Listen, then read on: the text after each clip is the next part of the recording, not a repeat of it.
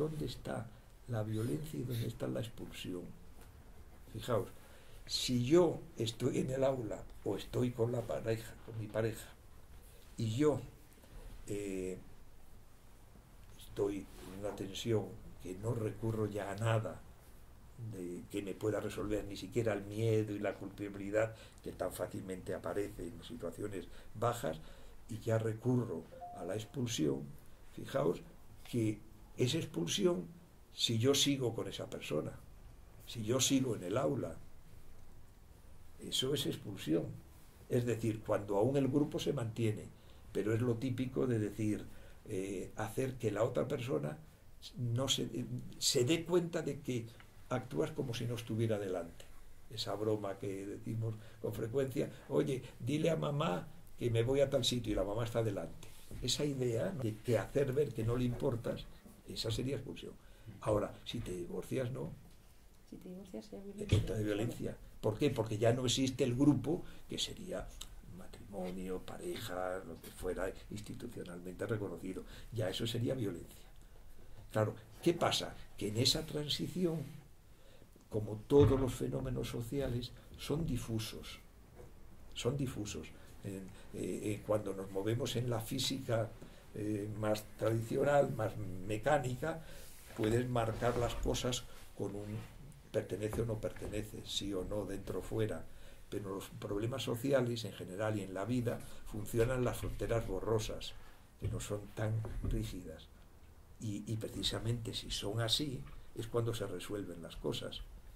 Por eso no resolvemos socialmente el problema de la eutanasia o el problema del aborto. ¿Por qué? Porque queremos traducir a algo que es, ¿este es un ser vivo o no? ¿Esta persona con los tubos es un ser vivo o no? Entonces, como queremos aplicar la lógica binaria y no la borrosa, pues entonces dices, sí, no, y nos estamos pegando según la ideología, la moral, lo que sea. Pero eso no es riguroso, es todo lo contrario. No es riguroso, no es científico, todo lo contrario. Lo científico es la frontera de la vida, tanto para el comienzo como para el final, es difusa. Y si es difusa, solo se traza con un consenso, que varía según las circunstancias.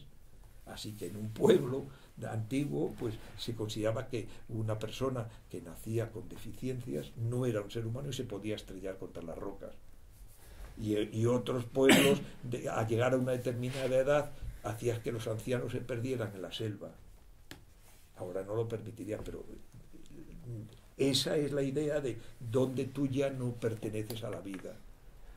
Y eso es un acuerdo que se produce exclusivamente. Y eso es el rigor. Por eso aún recuerdo, hace ya años, una campaña de los antiabortistas española, ¿no?, que aparecían en televisión rodeados, como es muy frecuente cuando quieres dar sensación de autoridad, se te pone gente detrás acompañándote, y todos con batas blancas.